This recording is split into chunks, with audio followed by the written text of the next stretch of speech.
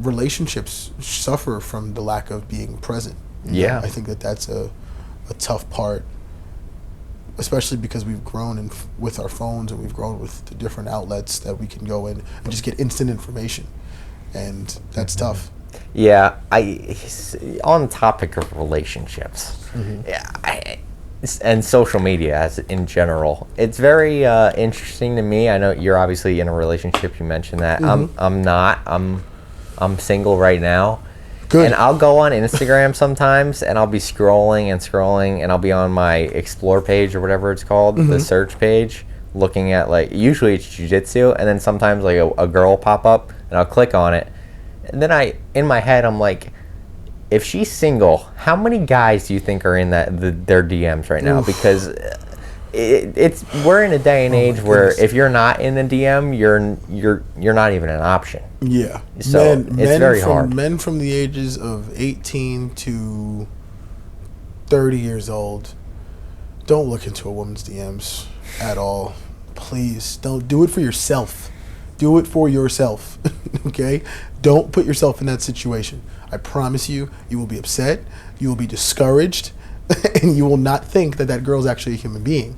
You think that girl's larger than life. And she's actually a real person who cries a lot, who's got real issues, who wants to just be happy, live a soft life, go out to dinner with her friends, and hang out with you, and she wants your attention. I promise you that is what like 95% of women who live in normal towns, who live in normal cities, are what they're trying to aspire to. There's obviously outliers. There are outliers of women. This is not a blanket statement for women, but that is what I think the majority of women would say. Women, if you're in the comments, write down the things that women want when they realize that they have these many guys in their DMs. Most girls don't want to even respond to these guys. No, but that would discourage you. Yeah. That would make you be like, wow, like there's 15 guys talking to her at once. That doesn't mean she likes all these 15 guys. That doesn't mean she even responds to these guys. It doesn't even mean they're her type. Okay, so follow up. In today's day and age, where do you think I don't even know if there is a best place, but best place to meet new people? That's an excellent question, and I think that's where women have to help us decide where that is, as well as us do our part. There's not a lot that we control with women in us courting them in the fashion that they want to be courted. Because if we don't have that information, there's nothing for me to know. Right? There's no way for me to make this thing good or make this process a smooth transition into becoming a partnership. So I would say the places where I think women are, where they have their guard down to be able to have a conversation with you, is becoming few and far between. But I also think that women don't realize how much they trust in just real life. Like, they'll say that they don't trust a guy like you, or they'll say they don't trust a guy at a bar, but they're the same people who simultaneously, as they leave the bar from talking to a guy they don't trust, to get right into an Uber with a guy they never met. It's contradicting. They don't realize how much they trust in certain ways. They'll get onto the train, on the subway, and sit next to a person 2 feet away from them, and they have to trust that that person's not going to harm them. They'll then get into a cab in the city and go down from Penn Station all the way up to 108th Street to hope that that guy doesn't do anything to them or take them the wrong route. Sitting next to someone at a football game who is supposed to not do anything to you, because why would they do something to me? I have to trust that. So they trust far more than they believe.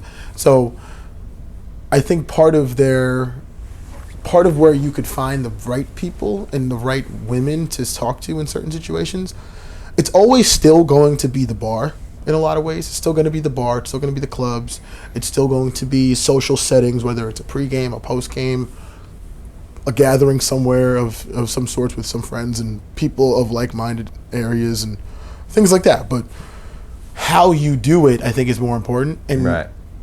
women will say they don't want a weird guy. Well, what is that exactly? What is that? Like, I think we're all weird. Like, everybody's weird about something. Everybody's Yeah. weird about things in life. So, how do you explain speaking to a woman or where you're supposed to meet them? I personally think like a Whole Foods or like a Trader Joe's is like I was great gonna ask spot. that. Like, it's I a could- great spot. I could to probably meet a walk woman. into a grocery store and find what I need. Easily. But then everybody's so like head down, like I'm gonna get this stuff and I'm Yeah.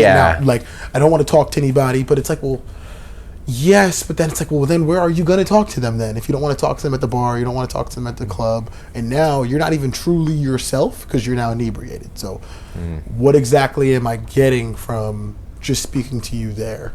You know, like I'm getting half of you, Yeah. and that's the part that's a little challenging.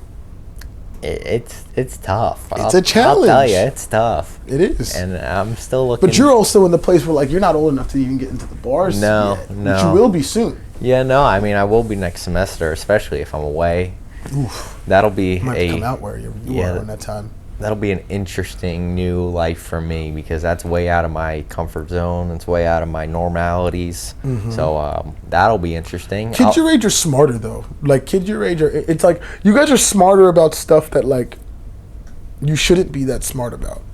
Smart in like the process of like when I talk to kids your age about going out and doing things, they'll say, I have heard more kids than not say, yeah, like that sounds good, but like, you know, I don't really want to spend my money on that. It's like, well, what are you going to spend your money on then? And they're, you know, almost like too smart for their own good in a Yeah. way. Like, I'm not going to spend the money on something like that. Well, what are you going to spend it on? Yeah, I'm going to put it into some investments and I'm going to do this. It's like, well, that's great. Like, that's a huge thing. And like, you're ahead of the curve. But like, these are parts of like the social ladder that you need to climb. Not necessarily every day. Like, I'm not saying that kids need to be at the bar or at the club every single weekend. Like, you don't No. have to do that. But I do believe that it helps shape some of the human interaction that you need as a person. And I think it should be. I think it should be noted that when you go to these places, you have to learn. You learn things that you don't necessarily learn while sitting inside here, right?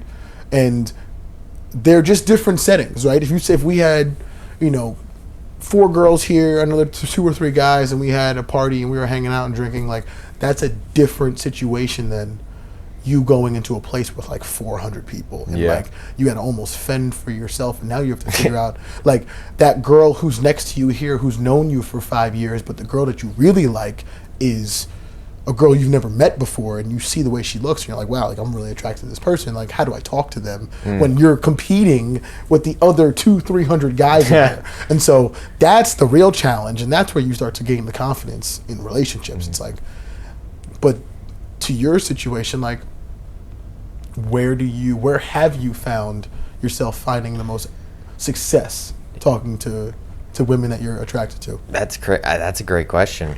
I don't know. A lot of times it's in some of the most random places that I'll be that like I'm not even looking for it. Yes, you should not be looking for a relationship. It should happen. It should just come right into. It should pause. It should be right in your lap, right? It should fall into your lap, and it should be a good situation where you didn't expect it. It shouldn't be. It shouldn't just be like I'm looking for this person and we found them. It's like you should just be living your life in a way that's good for you. You're balanced. You have fun. You engage with the right people. You take care of yourself, and then you end up in the right places because Right. of that. So.